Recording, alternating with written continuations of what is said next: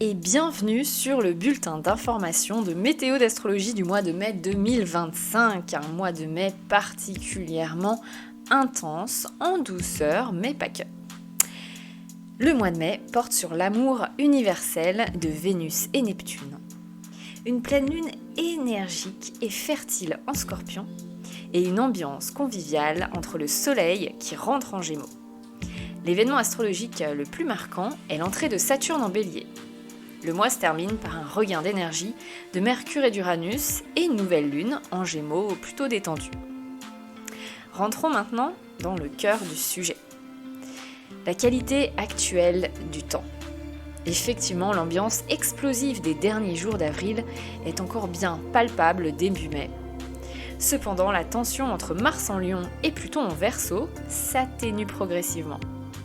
De plus, Vénus et Neptune se rejoindront en Bélier le 2 mai, nous rappelant que l'amour universel qui unit tous les êtres humains est notre cœur à tous. C'est le moment idéal pour formuler des rêves d'un monde meilleur. Ne vous contentez pas de vœux pieux, mais faites vous-même le premier pas. Pluton rétrograde le 4 mai, et jusqu'à la mi-octobre, nous aurons de nombreuses occasions de corriger certains développements de nos derniers mois. Le 7 mai, Mercure et Chiron sont conjoints en Bélier, sextiles à Jupiter en Gémeaux. C'est le moment idéal pour soigner les blessures actuelles et anciennes. Recherchez la réconciliation dès maintenant et discutez de nouvelles façons de résoudre les conflits. Mercure entre en Taureau le 10 mai et forme un carré avec Pluton le 12. Les valeurs considérées comme sûres pourraient être remises en question et les conditions environnementales devraient prendre une place plus importante. Le 12 mai, la pleine lune est en Scorpion et c'est une large opposition à Uranus en Taureau. L'énergie de cette pleine lune possède un aspect sauvage et primitif, propice aux rituels naturels, aux expériences chamaniques et aux célébrations exubérantes. Le 18 mai, le Soleil est en conjonction avec Uranus et la Lune avec Pluton. Mercure est en carré avec Mars. C'est alors une période chargée et agitée, marquée par de nombreux conflits.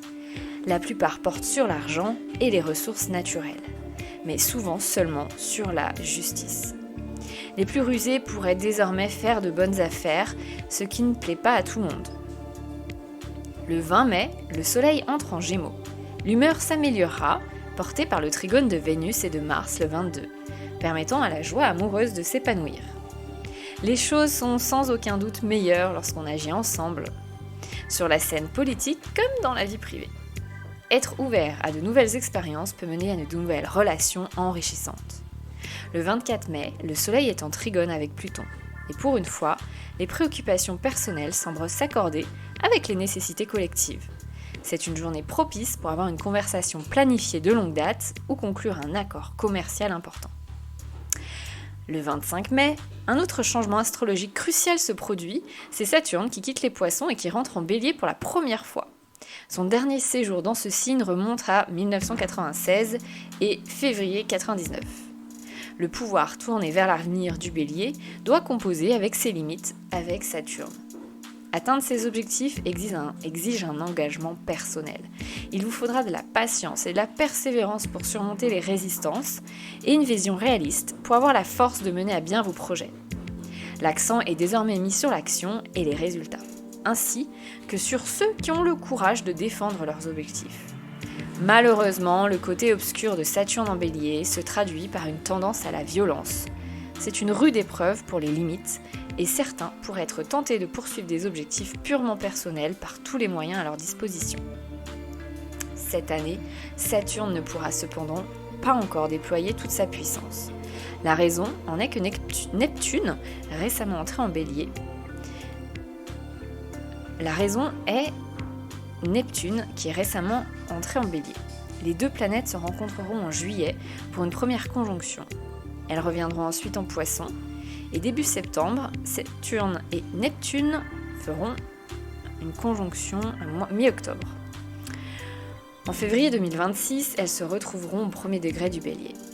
Le pouvoir structurant de Saturne restera ainsi à la portée du monde insaisissable de Neptune pendant un certain temps, où de nombreuses choses disparaissent dans les profondeurs de l'océan, Ce n'est que lorsque Saturne s'en sera complètement détaché qu'il sera possible de former de nouvelles structures durables. Vous en apprendrez plus sur la conjonction Neptune-Saturne dans le prochain bulletin météo de juillet. Mercure caractérise les derniers jours du mois. Le 25 mai, Mercure est en conjonction avec Uranus et apporte des nouvelles surprenantes. Une tension intense règne pendant cette période que nous ressentirons principalement au niveau mental. Les créatifs pourraient vivre une période de création très satisfaisante. Si cela devient trop intense pour vous, déconnectez-vous un instant du tumulte du quotidien. Quelques heures de solitude en pleine nature pourraient être l'antidote idéal. Le 26 mai, Mercure entre en Gémeaux, suivi d'une nouvelle lune en Gémeaux le 27 mai. Le Soleil, la Lune et Mercure forment les pierres angulaires d'un petit triangle harmonieux avec Pluton au deuxième angle et Saturne et Neptune au sommet. Profitez de ce moment de détente pour faire le point. Accordez-vous un regard sans jugement sur les années écoulées et examinez le chemin parcouru jusqu'à présent. Votre voix intérieure tranquille peut désormais vous donner de précieux indices sur votre développement futur.